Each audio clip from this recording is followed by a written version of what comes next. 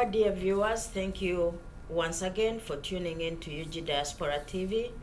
My name is Golda Namara, your host for Diaspora Finance. As you watch and you learn, please like the video, make a comment, and share. Let's share this information as much as possible. Let it go to the groups you are on WhatsApp, to your Facebook post, to your friends, to your church groups. Let us share this information so that our community can use it to grow. Before I introduce our guest in the studio today, Mr. Brian Kayongo, I would like to give a shout out to our sponsors, to the people that make it possible for this program to come to the community, for this information to be shared. I would like to give a shout out to Mr. William Chivumbi, a realtor that can help you handle all your buying, selling, and renting needs for housing. Dr. Michael Chisembo, multiple professional consultants for all your accounting and taxation needs, and also Rhino Runge for all your clubbing, your fun, and your African food needs. Yeah, so to our guest, Mr. Brian Kayongo, welcome to our studio. Thank you for honoring our invite. I have been seeing the adverts going around, and I was curious about the real estate Kickstarter. But before that, briefly introduce yourself to our audience, about yourself, what you do. Yes, and then we can go from there.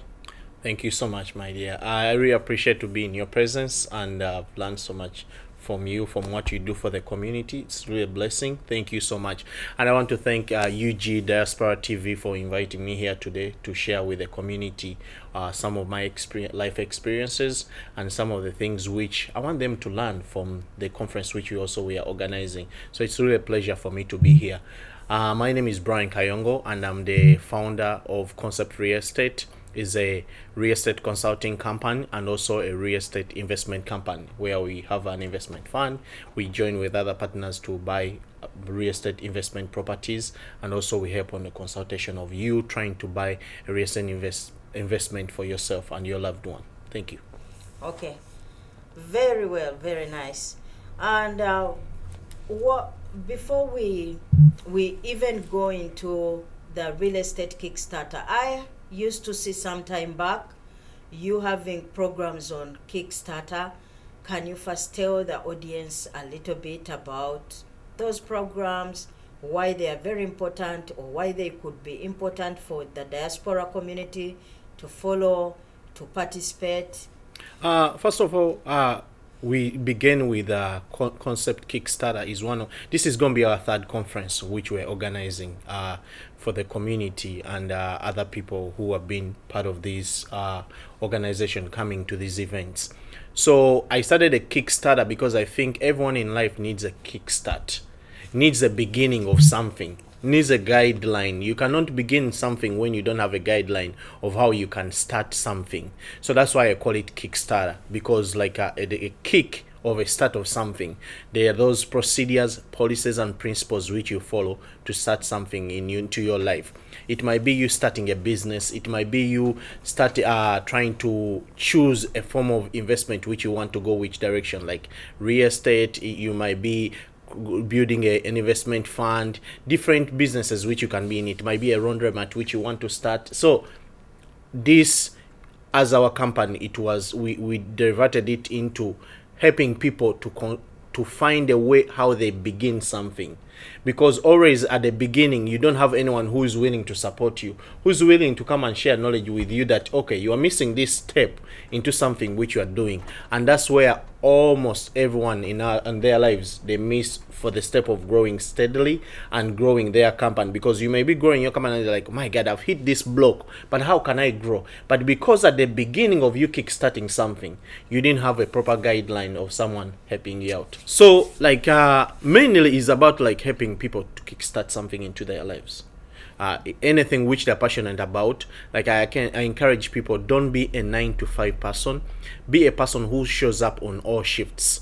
Be a person who is like, after 9 to 5, After 5, what do? Do you start like a kind of consultation work for yourself? Do you start a project which you want to do? Do you open up a hair salon where people can come? Like, I encourage people, start something to become an entrepreneur, because you cannot only work for someone, but as you are working for someone, create something of your own, because it's important. And that's how you strive to grow. That's why you strive to reach the American dream. And everyone is here to chase that American dream. But I just don't want to just chase it. Take the action of doing it. That I tell people, you see successful people and you say, oh my God, that person is just lucky. No, they are not lucky. They're not only showing up on one shift. They are 24/7, putting in the hustle, making sure that they can do something. So they have kickstarted their life into every corner. When they see an opportunity, they're like, how can I kickstart on this opportunity?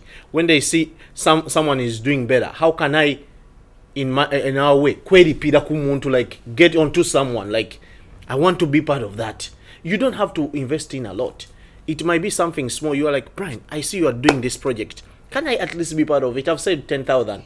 Convince me, sell to me that you are the right person to be my partner. You are the right person to be able to join me to do something better than me. But you cannot think about doing that when you are just like a person who is like, oh, I work 9 to 5, I go back home, watch my Netflix, watch my shows and do what? No, you are the kind of person who's going to show up on all shifts. After 5, you're going to be like, can I go to this person to teach me something, to teach me some financial literature knowledge, which can scale me to be able to know how to read even a financial report. So many people don't know how to do that. So that's what it's all about, what we do as a company. Okay, very good. Yeah. So like we all know, one of the best ways of losing whatever money you have worked for is investing in something you don't know. Yes.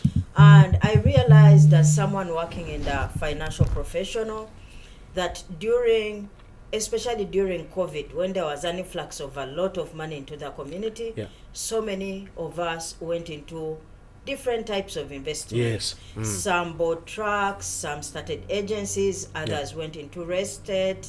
I went into finance at that time. Yeah. But it is very, very important to understand what you're investing in so that you maximize your money, so that you protect what you're buying, so that you understand what you're buying. So, to the real estate Kickstarter. Yes, please. What is it really about?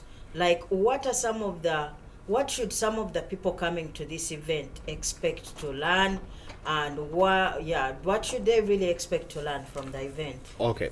So this event, I wanted the event in the first place to be a 3-day event, but because of the necessity and the needs of our people in our communities, some people may not have been able to commit for those days, because there's a lot to share, and I know the little time we have those 2 days, we can squeeze in some bit of information to help people in our communities to be able to grow themselves and sustain themselves in a better way of life. This time around, we are focusing for the real estate Kickstarter. We are focusing on real estate mainly, and it's a big, unique thing which so many people, when they get a lot of money saved up, they want to put some of their money into something like that, to have a foundation of where they stay, to have a foundation of where they can buy residence for their businesses and all that stuff. So mainly this time we chose 2 days. It's a Friday and a Saturday, and on the first day, on the Friday, for the people who are having VIP tickets, they're going to have a tour to see how in the field, how we do it, how do we choose a certain location for a certain project which we are doing. If, let me say, we are buying a lot of land and we are going to do new construction, we need to know what is surrounding the area. Transportation, is it there? The electric, is it there? The same procedures even which we used to use in Uganda. You need to scout for those things. The other thing which we scout for, if I buy a property like a commercial building, is it near where people will access that services, and do the people need that service? If I'm going to put there a laundry mat, is it accessible to people who have apartment buildings and they need that kind of service? Or is it, if it's an apartment building, is it near a bus station that someone who is renting there can go closer to their place of work? Is it easier for them to, like, all those things are necessities to see in the field on Friday? And how do we even inspect a building? You may say building looking like this, nice and well done, but the foundation might be done wrong. It might not be per code. Those are the certain unique principles of things which you want people to learn on Friday. It starts from 12 and 5 p.m. I want to make it clear, but that is only for the people who paid for the VIP tickets. Then on the due day, which is Saturday, which most of the people are going to be there, VIP and ordinary tickets holders are going to be there. We are teaching from 8 to 6 p.m. We are teaching people the fundamentals of investing in real estate, step by step. I'll go quickly through those steps. The first thing to do any kind of investment, like in this case we're talking about real estate, is to even have a thought of thinking that you need to invest in real estate, because there are so many different forms of investment which people out there are investing into their money. As you talked about truck business, people are doing home care agencies, people are doing biotech companies, so many investments which are there, AI investments. But right now in particular, we talk about the real estate business and investment, is that you have a thought that I want to invest my money in real estate, and I've saved up my money, and I've been able now to think about doing that kind of investment. That is the number one step first, that you have it even in a thought. The other second step is to find the right person who can help you find that right property for the right purpose of why you need that property. It might be a residential, it might be a commercial property, it might be an investment property, it might be in any form of way, it might be a storage facility. Like, all these are certain investments in what? In real estate. It might be a piece of land and you want or it might be a farmland. You want to have a farm here. So many of my people I work with, they bought some farmland, and it's a big investment. You saw recently the report which came out on Bloomberg News, like Bill Gates has bought 265,000 acres of land. That is big. There's something he's looking at what other people are not looking at. So that is another scale also where you can do it. Ask yourself, what is Bill Gates going to use the farmland? You too, you see yourself, can I do the same investment? Then you educate yourself on towards that. Everything before even I explain all these steps.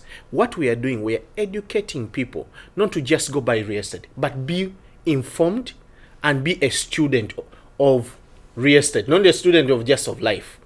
Be a student to learn before you invest, because this is your life savings, and this is something, the moment you put your name on it, you are responsible to pay that debt for 30 years or 15 years, or in a shorter period of time. You want to pay it off as soon as possible. So you knowing that, now you find a realtor or broker you work with to find for you the right property you want to invest in. You need to know, are you a kind of person who is just buying a home to stay, or are you a person who is looking to scale this as a form of investment? Like, okay, I start with one property, I go to the second property, third property. Then that also determines which kind of realtor you need to work with, or a kind of broker you need to work with. Not just a person who is like, okay, I'm buying this, but like, I'm just buying a home where to stay. I don't care about anything else. But remember again, in 2008, so many people lost their properties because of what? They didn't have enough support to sustain these properties. They bought one single family house where they stay in, they start losing their jobs, they cannot make a payment to what? To the bank. The bank is not saying that they are going to foreclose you because you're not making payment. The bank just wishes that you can make anything small towards the payment when you lose your job. That's why I encourage most of my peoples. I tell people, you can use these programs to buy a 2-family house, 3-family house, 4-family house, instead of buying a single family house. Because if you lose your job, you lose it all. You can do house hacking, renting out rooms and rooms, but it's not the safest way, because legally it's not right to be done. In case of fire, the fire department comes and says, how many people are staying here? And the people who are staying in the house, they are not supposed to be in that house. You need to know that that is already, you are breaking the laws, because people don't know the laws, but they just invest into something. Someone told me, for them in their house, I buy a 5-bedroom house, I rent room by room, but illegally is your room by code or zone to be a rooming house? No. So I encourage my people, buy a 2-family house. Even if you lose your job, someone tenant downstairs is still contribute something towards your mortgage. Buy a 3-family house. You stay in one. 2 other tenants may be paying off your mortgage. So those are the unique things which, for me, I'm different. Like, I'm not even a realtor. I'm a real estate investor, but a consultant also, to teach people for the right investment proposition they need to have. So we go from you having a real estate broker and a realtor. Then we look at you getting pre-approved. Who is that? I tell people, don't just present yourself to the bank. The bank is like, okay, you go to a bank like Santander, may not look at you as a valuable customer for them. You have everything ready, but they deny you the loan and they tell you, oh, ABCD1Z. But it's not that because you're not the right person to be qualified, but because you went to the wrong bank. And that is a mistake with so many of our people and with so many of people in life. But if you have someone who is an expert, who is a loan broker, who is, we call them loan brokers or financial consultants, who can help you present your file to a couple of banks. They know this bank can give you this better interest rate, this bank can give you this and this and this. That is briefly, I'm just briefing, because these are the people who are going to speak. Every step I'm giving you here, I'm going to have someone come teach people about this. So, this person presents you to the bank. It is easy to this person to fetch for you a good deal because they have expert. They do this every day. It's part of their job.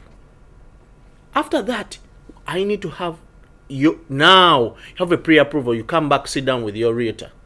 You tell them, now I have this. This is how much I can borrow. Let us look for a property in these areas which I'm interested in. Which how can you now your realtor with their skills and experience negotiate for you? It's not about just you saying, oh, I want that house. That's the house I want. Make sure I get it. They can make sure that you get it, but they need to make sure that you don't overpay for something. They need to make sure that they are presenting you the right way. They need to make sure that you get a good deal for your buck. They are not just getting commission for no reason. And that's why so many people have a problem with the realtors. They just get any realtor, and the realtor is just caring about sales. It's not about sales. This is people's livelihood. They have invested their money. So help them, also educate them and understand. Why am I saying no, that's not a good property for you? Tell them why. And show them as many properties as they can see. But because for us in real estate investment, as we are buying commercial buildings, I look at so many deals. Like from 100 deals, I screen them to 50.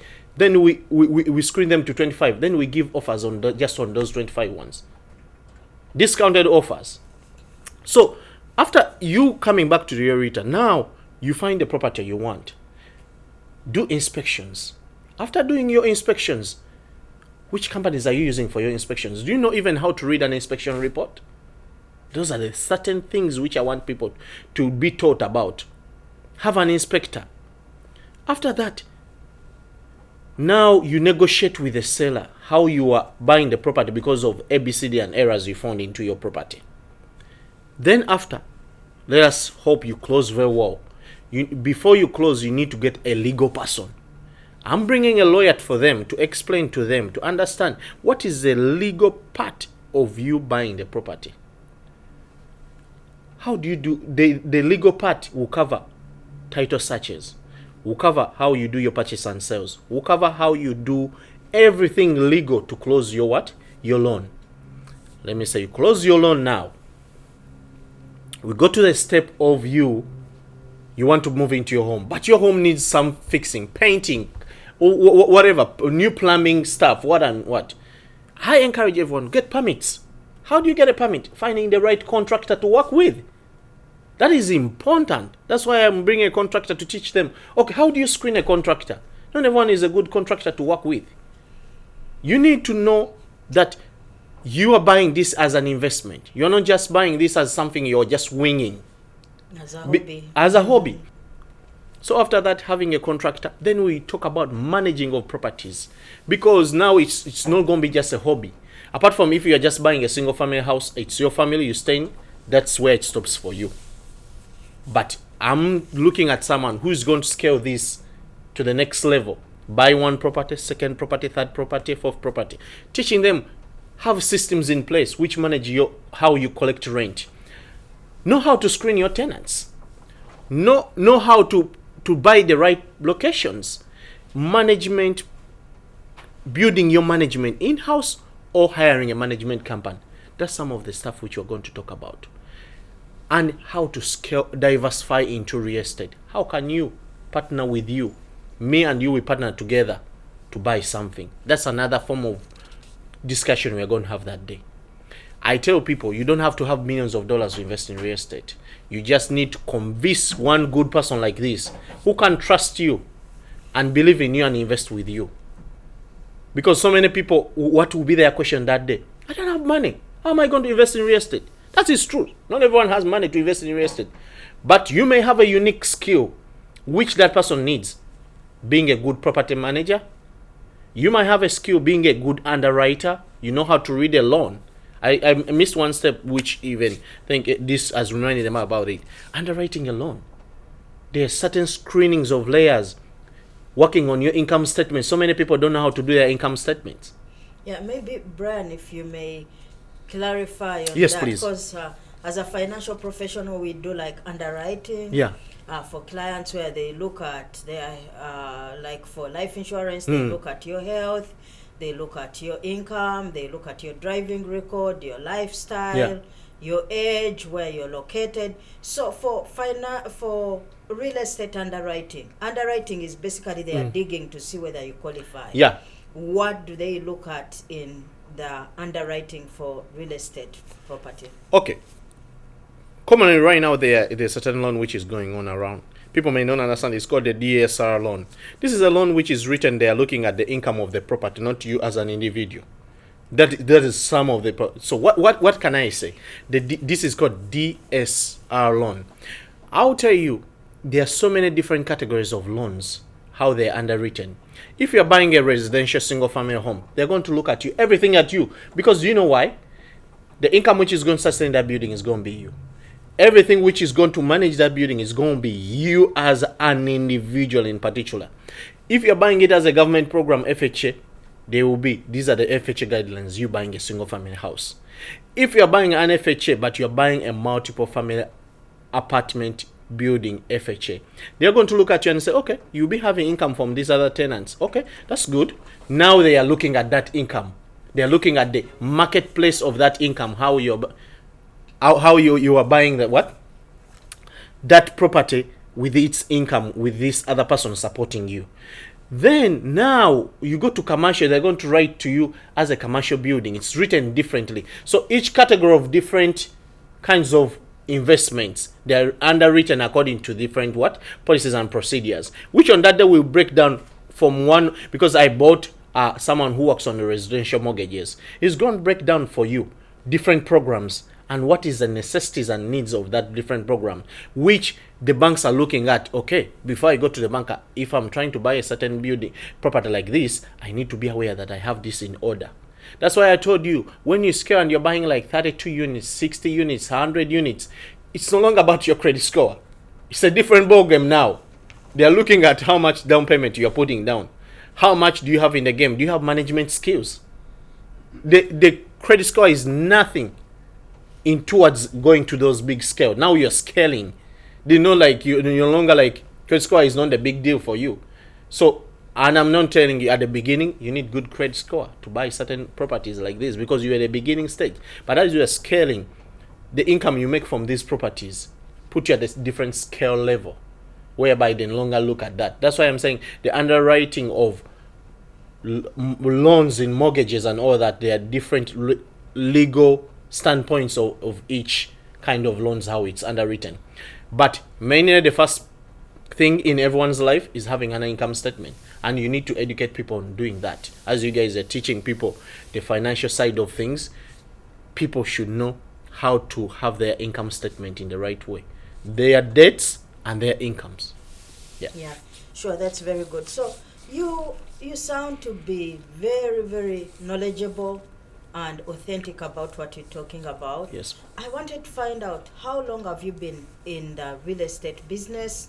What are some of the challenges that you have met that you think that if people come for this real estate Kickstarter, they will not go through the challenges you went through, because probably you have learned and you want them to have something better here. So how long have you been in the business? I've been in this business for more than 6 years and a half. And I will tell you, that might look a short period of time for certain people, but what I've learned in that, it's a big deal in real estate to be in that kind of years, and according to the portfolio which I built. I'll tell you, like, one of the biggest problems I had in my beginning is not knowing the right real estate agent I should work with. And the kind of real estate agent I got, they couldn't know how to scale me. They thought I'm an individual who just wants to buy a home and stay in. But my mission was different. And I think that is really important when you are getting a real estate agent to work with. They need to understand your individual goal and projection and vision of where you're trying to go. So that is important, which I missed out in the first place. The other thing is to know that me as an individual, I'm nobody when I enter the bank. I'm just a number. So I need to get someone who has a scale level of growth, and they have a certain way they see things. Like when I started working with loan brokers, I've never found any problem starting a loan and don't close it, because I have plenty of options how I can close that loan. But here, when I present, I've been denied a couple of times going direct to the bank. When I learned that, now I knew the best way that I don't stress myself presenting myself to the banks. I have someone presenting me to the banks, and knowing the right bank to present to me too. I'll tell you, banks, this is a bit of how they operate. Banks, they have $100 million. Let me give you an example. We have DCU here, has Santander here, TD Bank, Citizens Bank. Everyone has $100 million. Quarter one, DCU finishes their they finish $80 million.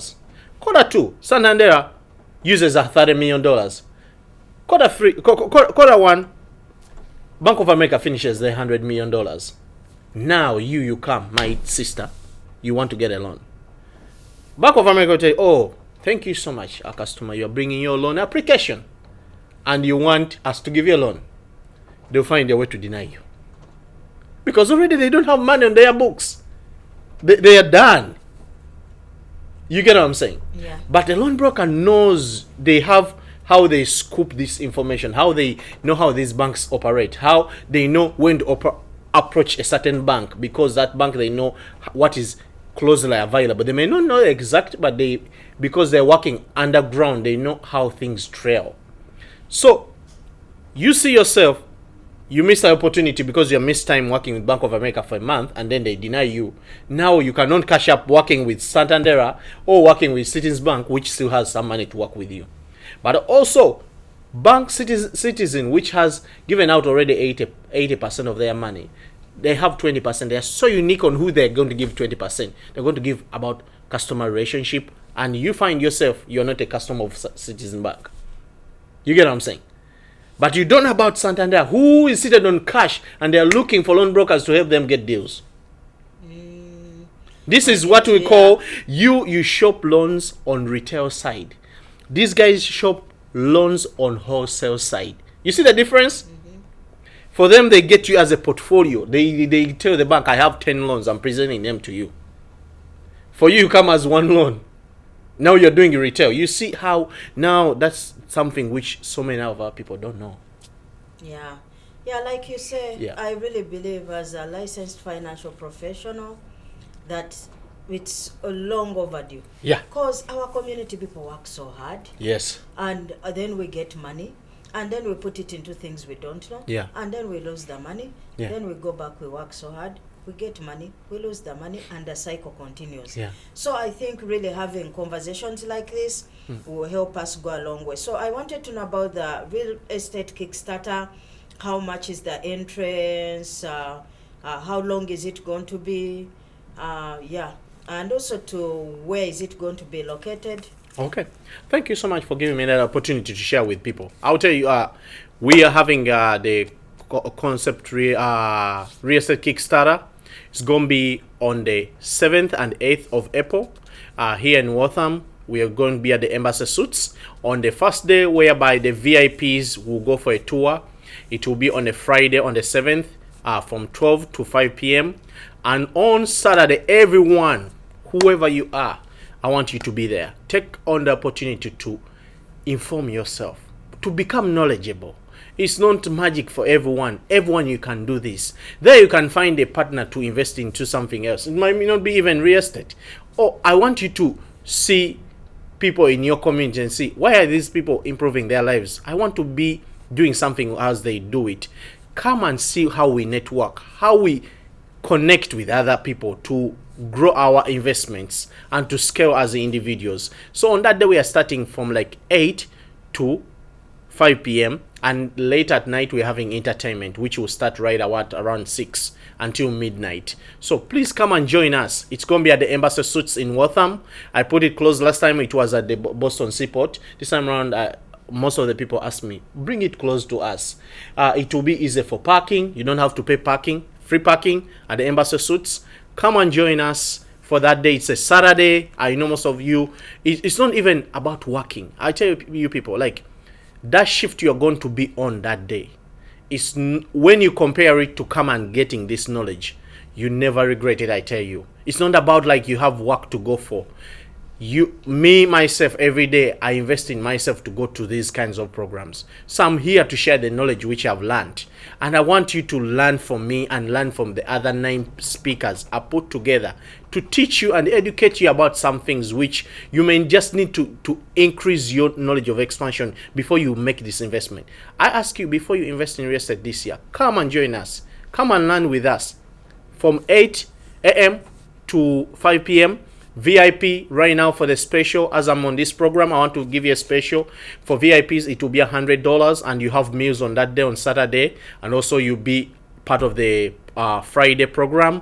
And for the ordinary, it's going to be $50, but you just be attending on the Saturday, and there are no meals. But like VIPs, I'll be excited to have a lot of VIPs, because after the program, we'll have a networking event with the speakers. So come along, bring a friend. I want you to learn with your friend. I tell people, don't only improve your lives, and you don't improve the life of the person next to you, because those people will destroy your life.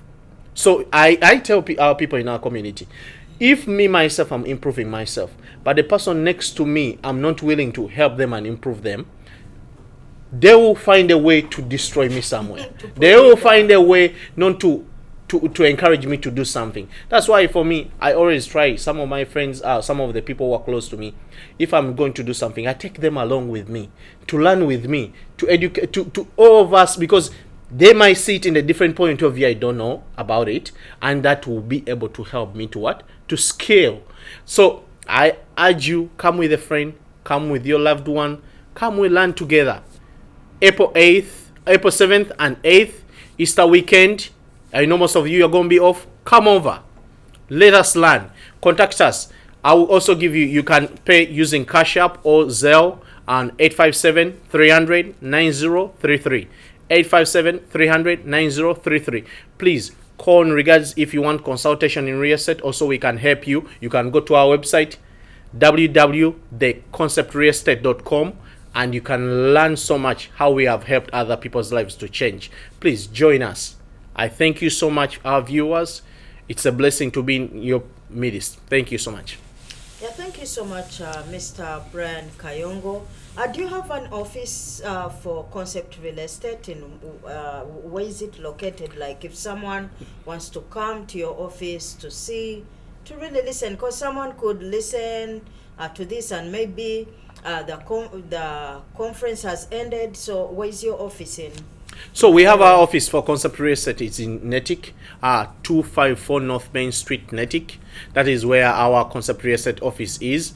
It's next to Mercedes-Benz Natick. So you can come over and you can set up an appointment for consultation. Please make an appointment. Don't show up on the door because you'll be disappointed and may be meeting other people. So please help us make an appointment as you are coming, so that I give you enough time to discuss the details one by one, so that I can be able to help you individually and you can scale as me I've scaled in my life. I thank God for that. Amen, amen. Like the Bible says, knowledge guards those who have it. Yes. Friends, I always tell you, it's not about the number of hours you're working here in the US. Yeah. It's not about how much money you're earning. It's more about how much knowledge you have, the people you're associating with, and what strategies you have to not only keep your money for things that really matter, but also to make the money make for you more money in ways that you actually know. Like I said, the fastest way of losing your money is investing in something you have not put in time to educate yourself. Yeah. So thank you so much, Mr. Brian Kayongo again. Thank you our sponsors, Mr. William Chivumbi, Rhino Runge, multiple professional consultants. Thank you. Our viewers, goodbye. Thank you.